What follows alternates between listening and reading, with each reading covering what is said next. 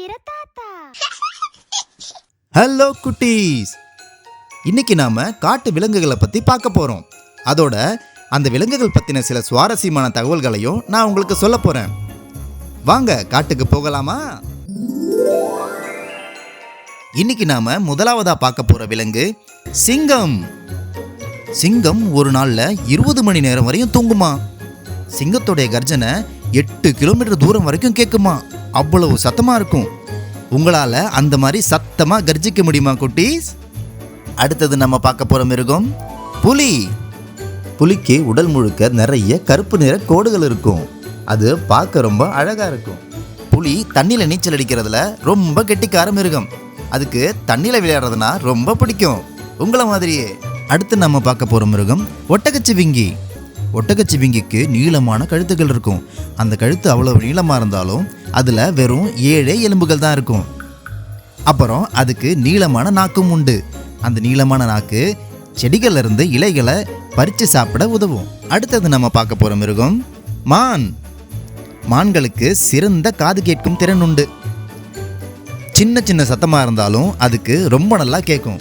மான்கள் தங்கள் குட்டிகளை ரொம்ப பாதுகாப்பாகவும் ரொம்ப பாசமாகவும் பார்த்துக்கும், உங்களுடைய அம்மாவை போலவே.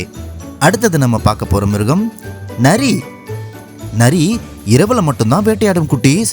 அதுக்கு இரவுல ரொம்ப நல்லா கண்ணு தெரியும். நரி ரொம்ப புத்திசாலியான மிருகம் குட்டீஸ். அடுத்து நம்ம பார்க்க போற மிருகம் யானை. யானைக்கு நல்ல ஞாபக சக்தி இருக்கு குட்டீஸ். அது ஒரு விஷயத்தை ஞாபகம் வச்சிருச்சுன்னா எத்தனை வருஷங்கள் ஆனாலும் மறக்கவே மறக்காது. யானையோட மூக்கு தான் தும்பிக்கை. அது தும்பிக்கையை வைத்து தான் சாப்பிடவும் செய்யும், தண்ணி குடிக்கவும் செய்யும். அடுத்து நம்ம பார்க்க போற மிருகம் கரடி. கரடிகள் குளிர்காலங்களில் பல மாதங்கள் வரையும் தூங்குமா குட்டீஸ். இப்படி தூங்குறதுக்கு பேரு ஹைபர்னேஷன் சொல்லுவாங்க. கரடிகளுக்கு தேன்னா ரொம்ப பிடிக்கும். அடுத்தது நம்ம பார்க்க போற மிருகம் சிறுத்தை. சிறுத்தை தான் உலகத்திலேயே மிகவும் வேகமாக ஓடக்கூடிய விலங்கு. மணிக்கு 120 கிலோமீட்டர் வரைக்கும் ஓடும் குட்டீஸ். சிறுத்தை கூட ஓட்டப்பந்தயம் வச்சா யாராலையும் ஜெயிக்க முடியாது. அடுத்து நம்ம பார்க்க போற விலங்கு குரங்கு.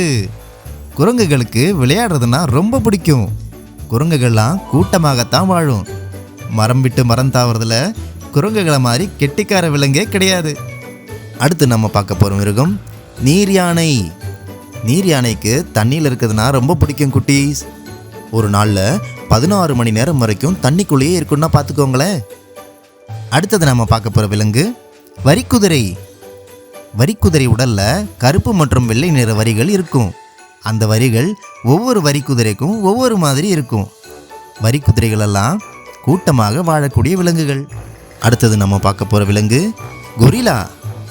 கொரிலா பார்க்கறதுக்கு மனிதர்களை போலவே இருக்கும் குட்டீஸ். கொரிலாக்கள் எல்லாம் தங்களுடைய குடும்பத்தோடு தான் வாழும், நம்மள மாதிரியே.